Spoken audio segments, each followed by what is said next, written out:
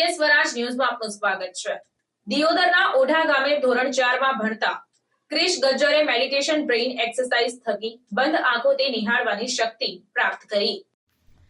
બનાસકાંઠા જિલ્લાના દિયોદર તાલુકાની ઓઢા પ્રાથમિક શાળામાં ધોરણ 4માં અભ્યાસ કરતો નાનકડો ક્રિશ ગજ્જર જે મેડિટેશન, ધ્યાન અને બ્રેઇન એક્સરસાઇઝ થકી ત્રીજી આંખ પ્રાપ્ત કરી શક્યો છે, જેમાં બંધ આંખે પાટા બાંધી કોઈપણ વસ્તુ નિહાળી શકે છે। દિયોદર તાલુકાના ઓઢા ગામે રહેતો આટલી નાની ઉંમરમાં ક્રિશ સવારે વહેલા 6 વાગે ઉઠે છે અને ઉઠીને 1 કલાક સુધી મેડિટેશન ધ્યાન કરે છે, જેનાથી યાદશક્તિ વધે છે અને ભગવાને આપેલું ત્રીજું નેત્ર ખુલી જાય છે, જેના થકી ક્રિશ અત્યારે બંધ આંખો થકી ચોપડી વાંચી શકે છે। આંખે પટ્ટા બાંધીને કોઈપણ ફોટો મોબાઈલમાં સર્ચ કરીને બતાવી કહી શકે છે। બંધ આંખોથી કોઈપણ નોટના સિરીઝ નંબર સાથે કઈ નોટ છે, આ બધું જ બંધ આંખો થકી ક્રિશ અત્યારે નિહાળી શકે છે। છેલ્લા 2 મહિનાથી સતત પ્રેક્ટિસ કરતો ક્રિશ ભવિષ્યમાં ચોક્કસ ખૂબ જ મોટું નામ બનાવશે, એટલો એક્ટિવ છે।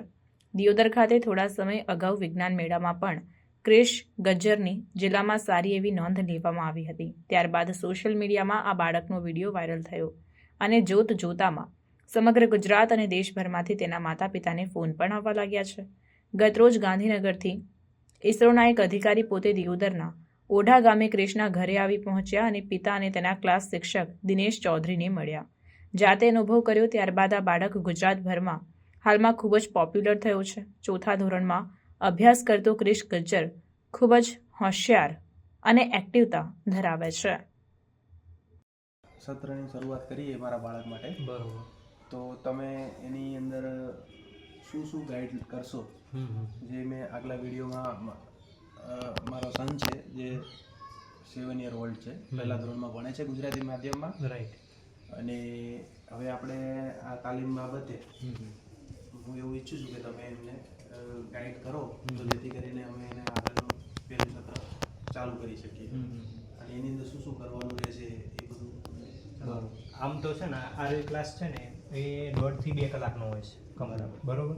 એમાં અમે પહેલું છે ને માઇન્ડ એક્સરસાઇઝ કરાવીએ છીએ, બરાબર। જેમ કે માઇન્ડ એક્સરસાઇઝ કરો તો આપણે ત્યાં, હા બરોબર, આ પ્રકારની એક્સરસાઇઝ આવે છે, બરોબર। એમાં આ અલગ અલગ 10 પ્રકારની એક્સરસાઇઝો આવે છે, બરોબર, જેથી બાળકનું જે માઇન્ડ છે, બરોબર, લેફ્ટ એન્ડ રાઈટ સાઈડ બંને માઇન્ડ એ કોલેબ્રેશનમાં આવે છે, બરોબર। તો એ અલગ અલગ 10 પ્રકારની એક્સરસાઇઝ અમે કરાવીએ છીએ, જેમાં 15 થી 20 મિનિટ કરાવીએ છીએ, અને ત્યારબાદ હાર્ડ એક્સરસાઇઝ કરાવીએ છીએ, બરાબર। હાર્ડ એક્સરસાઇઝની અંદર એવું હોય છે કે તમે બાળકને થકવાડી દો, મતલબ, બરોબર।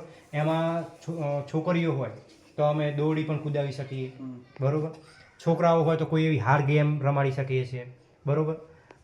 પછી તમે દોડાવી પણ શકો, બરોબર।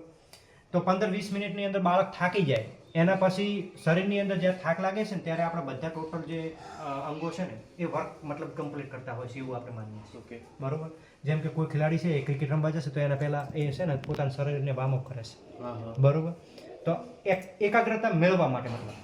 તો એ જ રીતે પછી અમે તરત જ બાળકને મેડિટેશન કરાવીએ છીએ, બરોબર। એ 15-20 મિનિટના ક્લાસ બંને 15-20 મિનિટના થશે, એટલે અડધી કલાક પ્લસ ટાઈમ થઈ જશે, એટલે તરત જ અમે મેડિટેશનમાં બાળકને સુવડાવી દઈએ છીએ, બરોબર। એમાં આલ્ફા મ્યુઝિક સાથે બાળકને અમે થોડોક સમય રાખીએ છીએ, એમાં 30 થી 35 મિનિટનો સમય હોય છે, બરોબર।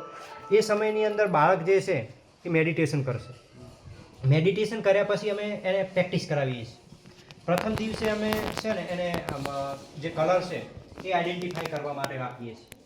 કોઈ અલગ અલગ કલરના સ્લેબ હોય, રમકડા હોય તો એ બાળકને આપીએ છીએ તો એ અલગ અલગ કલર કરશે, બરોબર, કે આ લીલો છે, આ પીળો છે, આ લાલ છે, આ રીતના અમે કલર આપીએ છીએ। ત્યારે આપણે 3 દિવસ જેવું થાય તો 3 દિવસ પછી અમે આવા યુનો કાર્ડ રાખીએ છીએ, ઓકે। આ યુનો કાર્ડની અંદર કલર પણ આવી જાય અને આંકડા પણ આવી જાય, ઓકે। એટલે બાળક જે છે એ 10 દિવસ સુધી આ યુનો કાર્ડની અંદર રહેલા નંબર પરફેક્ટ કહેતા શીખી જાય છે, અને એના પછી જે 2 દિવસો છે એ આ જે યુનો કાર્ડ કમ્પ્લીટ કરી નાખે છે, ત્યારબાદ અમે થોડીક ધીમે ધીમે મોટા અક્ષરવાળું જે લખાણ છે એ બાળકને આપીએ છીએ, બરોબર, એટલે રીડિંગ ચાલુ થાય છે, મતલબ વાંચવાનું।